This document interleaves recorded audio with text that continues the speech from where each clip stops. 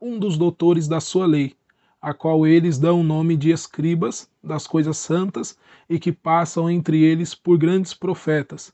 Disse ao rei que naquele mesmo tempo deveria nascer um menino entre os hebreus, cuja virtude seria admirada por todo o mundo, pois aumentaria a glória de sua nação e humilharia o Egito, e cuja reputação seria imortal. O rei, assustado com a predição e seguindo o conselho daquele que lhe fazia essa advertência, publicou um edito pelo qual ordenava que se deveria afogar todas as crianças hebreias do sexo masculino e ordenou às parteiras do Egito que observassem exatamente quantas mulheres fosse dar à luz.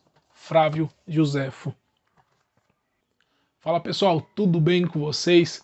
Hoje, nesse vídeo novo que nós vamos estar conversando, nós vamos estar falando de um dos historiadores mais importantes que nós temos na atualidade e que serve de fonte para nós entendermos não só o judaísmo, mas também o cristianismo primitivo. E é ele, Flávio Josefo. E talvez esse tema desse vídeo pode assustar você um pouco, mas fique conosco até o final para você entender o que a gente quer dizer, tá bom?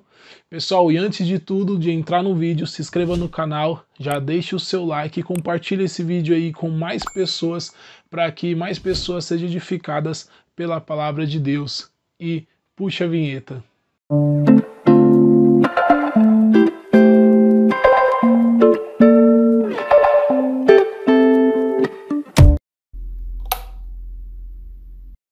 Talvez você já viu ou já ouviu em alguns lugares aí, até pela internet, vários pregadores fazerem menção desse grande historiador que foi Flávio Josefo.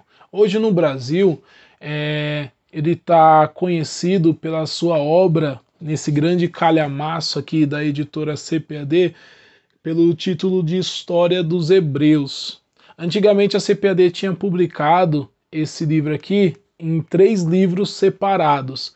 Aí depois ela reuniu todos e deixou em um único volume. Tem algumas editoras aí, livrarias, que vendem ainda em 3 volumes. Flávio Josefo, ele escreveu 3 livros, e esses 3 livros estão contidos aqui dentro nessa obra. Ele foi um historiador que viveu no período do 1º século, ali no tempo dos apóstolos. E ele descreve bastante coisa do seu tempo que é de suma importância para nós, para a gente compreender cada vez mais os fariseus, os saduceus, os essênios, para a gente ver Herodes, os reis daqueles tempos lá, e principalmente a destruição de Jerusalém, que foi no ano 70. Josefo, ele tem uma importância histórica fundamental porque ele foi testemunha ocular desses fatos que ocorreram, principalmente com a queda de Jerusalém. Ele viu tudo isso que aconteceu. Tem muitos pregadores que pegam esse livro e pregam em várias igrejas e pregam em vários lugares sobre as questões que tem aqui. Mas precisa ter uma cautela muito grande quando se for usar Flávio Josefo. E por que isso? Porque vocês podem estar perguntando, mas Felipe, até agora você falou que ele foi um grande historiador, que ele tem uma importância muito grande, e por que agora você está dizendo que tem que ter uma cautela, um cuidado com o Flávio Josefo? Isso se deve por quê? Porque as pessoas que normalmente pregam sobre ele ou fala sobre ele, não entende muito a proposta do livro dele. Como eu tinha falado, Flávio Josefo, ele escreve 3 livros que estão contidos nessa obra. A CPAD lançou até a edição de luxo, mas o conteúdo é o mesmo. A diferença vai ser que eles mudaram a capa, os papéis, deixaram mais bonito, uma edição mais luxuosa. Mas o que acontece? O conteúdo vai ser o mesmo. E aqui, para nós entendermos o que eu quero dizer, eu vou pegar um exemplo aqui para vocês dentro do sumário.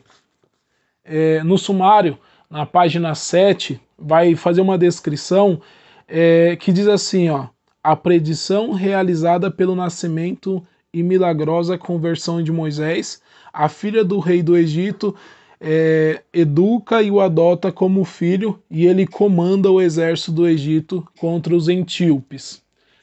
A primeira questão que nós vemos aqui, eu já vi até pessoas pregando sobre isso, sobre essa profecia que teve no Egito, sobre a vinda de Moisés, que ele ia libertar o povo, sobre Moisés liderando o exército dos egípcios contra os seus inimigos. Nós vemos isso, já ouvi muita gente pregando sobre isso. Mas, gente, tem um problema muito grande aqui, que não tem comprovação histórica isso daqui. E tem pessoas que pregam e falam, José falou isso, José falou aquilo. Mas o problema é que isso daqui que José falou não tem comprovação arqueológica, não tem comprovação histórica, não há nenhum registro que comprove que essas palavras de Joséfo são historicamente verídicas.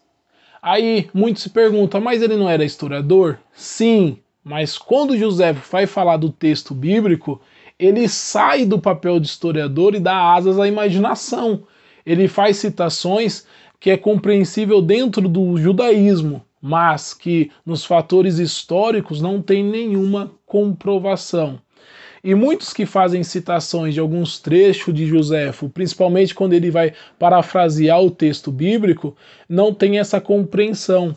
Cláudio Onô de Andrade, ele citando essa obra, aqui ó, ele vai fazer um comentário e veja o que ele vai falar sobre essa obra. Olha aqui o que eu estou dizendo aqui. Ele diz assim, ó, é claro que nas antiguidades judaicas, Joséfo não agiu propriamente como historiador, dando asas à imaginação, coletando o exotismo do folclore judaico e averrando-se à hermenêutica dos anciões.